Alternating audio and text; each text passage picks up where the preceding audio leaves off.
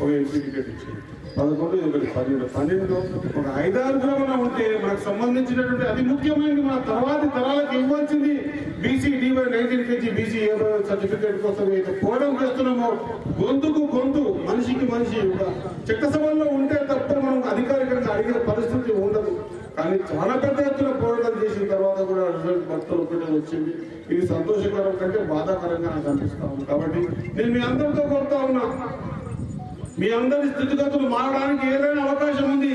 శ్రీరణ మీరు ఒక్కరే ఎమ్మెల్యేగా ఉన్నారు, మరి మా జీవితాలన్నీ ఇది చేస్తే మేము బాగా అవుతామని అంటే ఏ స్థాయి కన్నా దిగి పోరాటం చేయడానికి సిద్ధంగా ఉన్నాము. సోదరులారా, మనము ఆర్థికంగా బాగా కావాలనేటువంటి ముందు మాట ఆలోచన పరంగా బాగా కావాలి. మనం ఆలోచన చేయాలి, డిపెండెంట్ కావద్దు, మనం ఇండిపెండెంట్ గా ఆలోచన చేయాలి. దీని ద్వారా ఏం మంచిగా అవుతా ఉంది, మనం ఇంకొకరితో ఏమిటికి పోటీ పడాలా, జీవితాల్లో మన జీవితాన్ని మార్చుకునేందుకు పోటీ పడాల్సిన అవసరం ఉంది. నేను చెప్పే చిన్న పెద్ద మనుషులు మాట్లాడుకుంటూ శ్రీహరిని కాదు, మీ శ్రీహరిని నేనుగా ముద్రా సంఘానికి కూడా కార్యకర్తనే, పార్టీకి కూడా కార్యకర్తనే, లేదా భవిష్యత్తులో రేపు తీసుకునే నిర్ణయాల పట్ల ఇది మన బీసీ A/1 ఫిషరీ సర్టిఫికేట్ కోసం ఏ అవకాశం వచ్చినా దానికి ఒక కార్యకర్తలాగా మీ అందరి మధ్యలో ఉండి కొట్టాడడానికి సిద్ధంగా ఉన్నమాట మీ అందరికి గుర్తు చేస్తా ఉన్నా. కాబట్టి ఈ రోజు మనం ఆలోచన చేయాలి.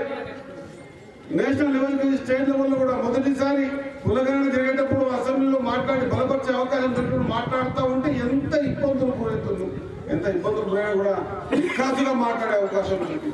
ఈరోజు రాహుల్ గాంధీ గారు అంటా ఉన్నారు, ఈ దేశంలో ఇంకా అసెంబ్లీ కానీ పార్లమెంట్ కానీ కడప దొక్కని కులాలు వెనుకబడ్డ కులాలు ఎన్నో ఉన్నాయి. కాబట్టి వాళ్ళందరి కోసం జినికి జిత్తిని ఆబాది ఉనికి ఉత్తిని ఇచ్చేదాని అనేటువంటి ఉద్దేశంతో ఎవరు ఎంతమంది ఉన్నారో కులగణన చేసి వారికి అటువంటి రాజకీయ ఆర్థిక స్థితిగా అన్ని రంగాల్లో ఒక అవకాశం ఇవ్వాలన్న సంకల్పంతో ఏర్పాటు చేయడం, దాన్ని తెలంగాణ గవర్నమెంట్ ముఖ్యమంత్రి రేవంత్ రెడ్డి గారి సమక్షంలో మేము కూడా అసెంబ్లీలో తీర్మానం చేయడం, దీనికి ఇంకా ఏ రకంగా ఏ అవకాశాల పట్ల ఎట్లా చేస్తే మనం బాగుపడుతున్నటువంటి ఆలోచన వస్తే రేపు ఈ కులగణన నిజంగా జరిగితే అత్యధిక లబ్ధి చేకూరది ముద్రా సోదరులకు. ఎందుకంటే అగ్రభాగం సింహభాగం ఉన్నటువంటి ముద్రాలందరూ కూడా ఒక మంచి అవకాశం ఉంది. నేను ఇంకో కోరిక కోరుతా ఉన్నా, మనం అందరితో కలిసిపోతాం, నిజంగా కూడా అందరికీ కూడా సేవ చేస్తాం, అందరితో మందలు పొందుతాం, కానీ ఆర్థికంగా ఎదగం. ఎప్పుడైతే నువ్వు ఆర్థికంగా ఎదగవో ప్రపంచమే కాదు, సొసైటీ కాదు, ఎవరైనా కూడా మనకి తక్కువ చూసే పరిస్థితులు ఉంటాయి. కాబట్టి చిన్న మాట పెద్దకుండా అందరం కూడా ఆర్థికంగా, ఆలోచన పరంగా, సాంఘికంగా అన్నింటిలో కూడా ముందుగా ఉండాలని ముందు ఆలోచన రావాల్సిన అవసరం ఉందని తెలియజేస్తూ, మరి ఆ ఆలోచన ఈ రోజు పూలే గారి వర్ధంతి రోజున మనం ఈ నిర్ణయాన్ని తీసుకొని వాళ్ళకి అంకితం చేసి ఆ పేదోళ్ళ కోసం పోరాడినందుకే ఆయన్ని మట్టు పెట్టాలని చెప్పి అనుకుని మట్టు పెట్టించేటువంటి సందర్భం చూస్తాం. బాలమూరు ముద్దుబిడ్డ, తెలంగాణ ముద్దుబిడ్డ, మీద బడుగు బలహీన వర్గాలకు వెన్నెండి తెలిసిన వ్యక్తి పండిత సాయన్న గారి వారసులుగా మనం చెప్పుకోవాల్సిన అవసరం ఎంతైనా ఉంది అని తెలియజేస్తా ఉన్నా. మన రక్తంలోనే ఉంది. ఎవరైనా బాధపడుతుంటే చూసి పెట్టుకోలేదు. మనం ఎవరిని నమ్ముకుంటే ఆ నమ్ముకున్నోడు మనం కోసం చెప్పి కానీ మనం నమ్మింది కాబట్టి ఆయన కోసం మనం పాలన కూడా రెడీగా ఉంటాం. అటువంటి యాదృచ్ఛికం చూడండి. ఈరోజు యాక్చువల్గా ఈరోజు 30 తారీఖు సీఎం గారు మహబూబ్నగర్ వస్తా ఉన్నారు రైతు పండుగ కార్యక్రమానికి. ఈరోజు మంత్రులు అక్కడ ఉన్నారు, కానీ జాతికి సంబంధించింది బడుగు బలహీన వర్గాలు అంతా ఉన్నాం కాబట్టి మీరు ఈ కార్యక్రమానికి రావాలనే ఒక సదుద్దేశంతో రావడం. అదృష్టం కొద్ది ఈరోజు మరి ఆ రోజు స్వాతంత్రం రాకన్నా ముందుకెళ్ళి కూడా మన వెనుకబడ్డ జాతుల కోసం, వెనుకబడ్డ స్థితిగతులకు మార్చాలనే ఉద్దేశంతో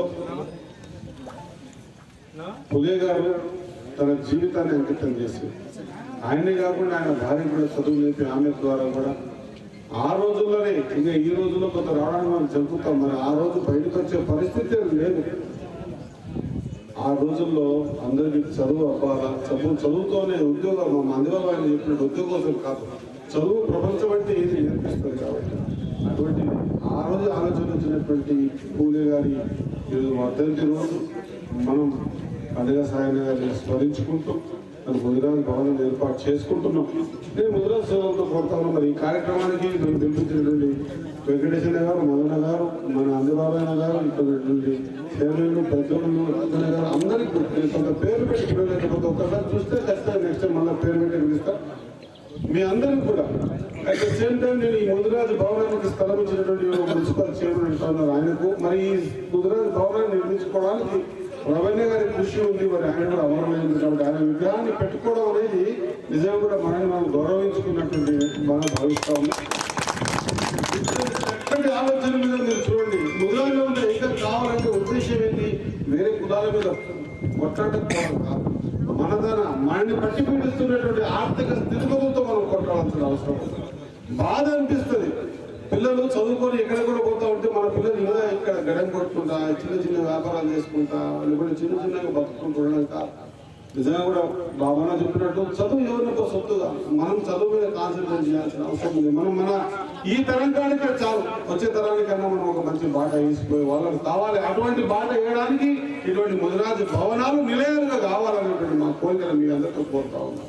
దయచేసి మనం మాట్లాడుకుంటే ఒక నిమిషం అనుకుంటూ వెళ్తాం. ఇప్పుడు మాలాంటి వాళ్ళం, ఇప్పుడు మాలాంటి మారుమూల నియోజకవర్గంలో 30 సంవత్సరాలకి చంద్రబాబు నాకు చాలా దగ్గరగా తెలుసు. మొత్తం నియోజకవర్గం నేను 96లో పౌరసా చేసిన, 2001లో సర్పంచ్ చేసిన, 2006 నా భార్య ఎంపీడీ చేసింది, ఎంపీ చేసిన, మా తమ్ముడు మున్సిపల్ సర్పంచ్ చేసింది, నేను ఇప్పుడు మున్సిపల్ మా తమ్ముడి భార్య మున్సిపల్ చేసింది, నా భార్య ఎంపీపీ కానీ కూడా ప్రయత్నం చేసింది. అంటే వాస్తవంగా ఆ స్థాయికి నుంచి ఎదుర్కొంటూ వచ్చి నిలబడి ఈ రోజు ఖచ్చితంగా టికెట్ సాధించి నిలబడి అందరి సహకారంతో పెద్ద ఎత్తున్నటువంటి ముదిరాజు సహకారంతో ఈ రోజు రాష్ట్రంలో ఒకే ఒక ముదిరాజుని గెలిపించుకున్న మొత్తం నియోజకవర్గ ప్రజలందరికీ కూడా మీ అందరి తరఫున